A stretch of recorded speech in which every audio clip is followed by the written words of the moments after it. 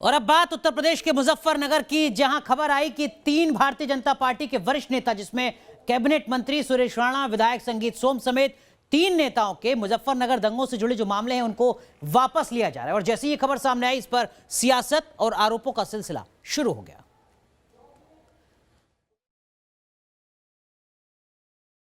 किसी भी कानूनी प्रक्रिया के विषय पर टिप्पणी करना भी उचित नहीं है। हाँ, इतना मैं ज़रूर जानता हूं कि 2013 में सरकार में बैठे लोगों के द्वारा बहुत सारे निर्दोष लोगों के खिलाफ, किसान भाइयों के खिलाफ मुकदमे कायम किए गए थे और निश्चित रूप से वो मुकदमे झूठे मुकदमे और निर्दोष लोगों के खिलाफ षड्यंत्र के तहत किए गए मुकदमे थे। देखिए, ये ऐसा मामला अदालतों में जाता है।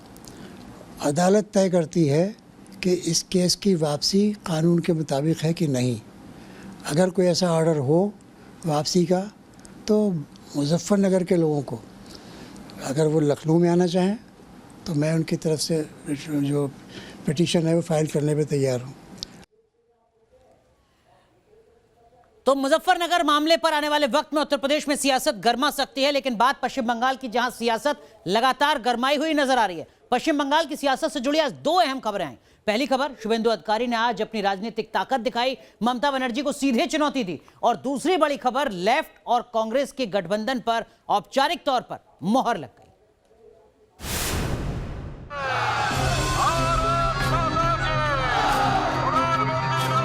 पूर्वी मिदनीपुर में यह बीजेपी नेता शुभेंदु अधिकारी की रैली है। इस रैली के जरिए शुभेंदु ने ममता बनर्जी को जवाब देने की कोशिश की है। पूर्वी मिदनीपुर के कुंताई में बुधवार को टीएमसी ने बड़ी रैली की थी। अब बारी शुभेंदु अधिकारी की थी। शुभेंदु अधिकारी ने बड़ी रैली के जरिए ममता के खिलाफ हुंकार भरी। शुभेंदु की यह पदयात्रा 3 किलोमीटर लंबी बताई जा रही है। बंगाल में नए गठबंधन का ऐलान। ये खबर ममता बनर्जी के लिए किसी झटके से कम नहीं है। अगले साल होने वाले पश्चिम बंगाल विधानसभा चुनाव में कांग्रेस और लेफ्ट एक साथ मिलकर चुनाव लड़ेंगे। कांग्रेस के नेता और पश्चिम बंगाल इकाई के अध्यक्ष अधीर रंजन चौधरी ने इसकी घोषणा की। उन्होंने ट्वीट करके कहा, आज कांग्रेस वाला कमान ने पश्चिम बंगाल के विधानसभा चुनाव में लेफ्ट पार्टियों के साथ चुनावी गठबंधन को औपचारिक तौर पर मंजूरी दे दी। कांग्रेस का कहना है कि बीजेपी और टीएमसी को रोकने के लिए गठबंधन जरूरी है।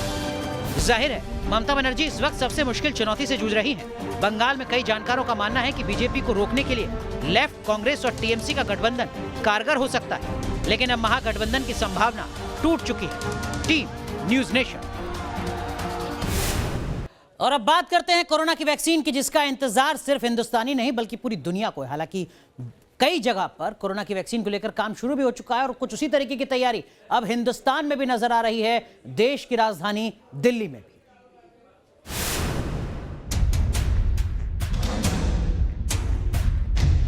वैक्सीन का इंतजार, सरकार तैयार। कोरोना वैक्सीन का इंतजार लगभग खत्म होने वाला है। नए साल की शुरुआत नई उम्मीद के साथ होगी। माना जा रहा है कि जल्द ही भारत में भी वैक्सीनेशन शुरू हो जाएगा। देश में बन रही वैक्सीन को अगले हफ्ते मंजूरी मिलने के आसार हैं।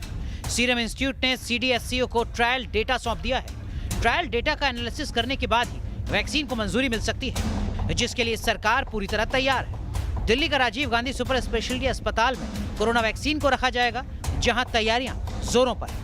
कोरोना की वैक्सीन का सबको इंतजार है और ये वैक्सीन जब दिल्ली आएगी तो दिल्ली में कहाँ रखी जाएगी, ये पहली बार हम आपको दिखाने जा रहे हैं। ये राजीव गांधी जो सुपर स्पेशलिटी अस्पताल है उसकी बिल्डिंग है। यहीं पर वो दवाई, वो वैक्सीन यहाँ पर रखी जाएगी। वैक्सीन को यहाँ पर रखा जाएगा और उसके लिए इंतजाम भी किए गए हैं। देख सकते हैं आप, इलेक्ट्रिक और सिविल वर्क जो है ऑलमोस्ट कंप्लीट कर लिया गया है। मोर देन 100 फ्रीजर्स आ चुके हैं और अभी जैसी वैक्सीन आएगी तभी उनको यूज किया जाएगा। दिल्ली वालों तक वैक्सीन पहुंचाने के लिए मुख्यमंत्री अरविंद केजरीवाल ने भी पूरा खाका तैयार कर लिया है। पहले फेज में दिल्ली में कुल 51 लाख लोगों को वैक्सीन लगाई जाएगी, जिनको 3 कैटेगरी में बांटा गया है। इसमें पहले नंबर पर हेल्थ केयर वर्कर, दूसरे नंबर पर फ्रंटलाइन वर्कर और तीसरे नंबर पर वो लोग हैं जिनकी उम्र 50 साल से ज्यादा है या फिर गंभीर बीमारी से पीड़ित हैं। वैक्सीन, अपने दिल्ली के लोगों को वैक्सीन देने के लिए पूरा इंतजाम कर लिया है।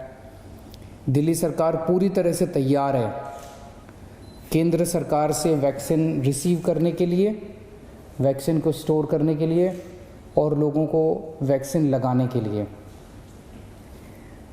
केंद्र सरकार ने 3 किस्म के प्रायोरिटी लोगों को लिस्ट बनाई है।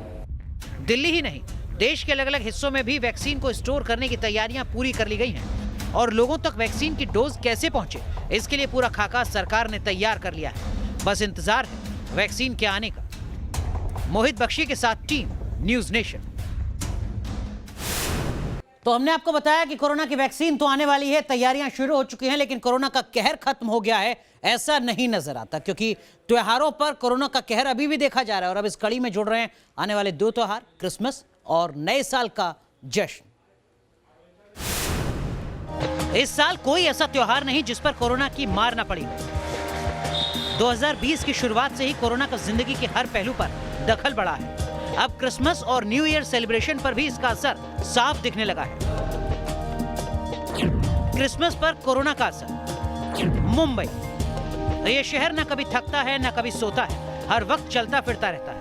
लेकिन इस साल मुंबई की फिजा थोड़ी अलग नजर आती है। क्रिसमस पर मायानगरी मुंबई इतनी मायूस कभी नजर नहीं आई। शहर रोशन तो है लेकिन रौनक नहीं है। तैयारियों पर पाबंदी है। सोशल डिस्टेंसिंग के साथ क्रिसमस मनाने की तैयारी चल रही है।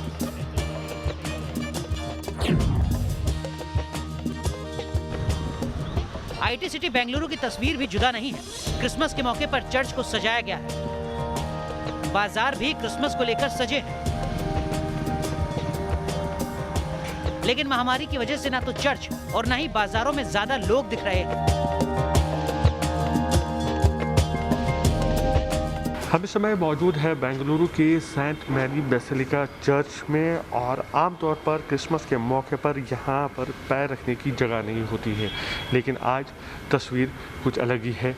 यहाँ पर भी महामारी का असर साफ देखा जा सकता है। आप देख सकते हैं बहुत ही कम लोग पहुँचे हैं इस समय। पहली बार क्रिसमस के मौके पर बेंगलुरु के चर्च में मिडनाइट मास का आयोजन नहीं किया जा रहा। भोपाल, मध्य प्रदेश की राजधानी भोपाल में क्रिसमस की तैयारियां तो हो रही हैं, लेकिन रौनक यहां भी गायब है। भोपाल के बाजारों में धंधा मंदा है। जयपुर, राजस्थान के ज्यादातर शहरों में न्यू ईयर सेलिब्रेशन पर पाबंदी लगाई जा चुकी है। राजस्थान में 31 दिसंबर रात 8 बजे से 1 जनवरी सुबह 6 बजे तक कर्फ्यू रहेगा। राजस्थान में जिन शहरों की आबादी 1 लाख से ऊपर है, वहां ये पाबंदी लगाई गई है। यानी क्रिसमस और न्यू ईयर सेलिब्रेशन तो होगा, लेकिन अंदाज फीका रहेगा। Team news nation.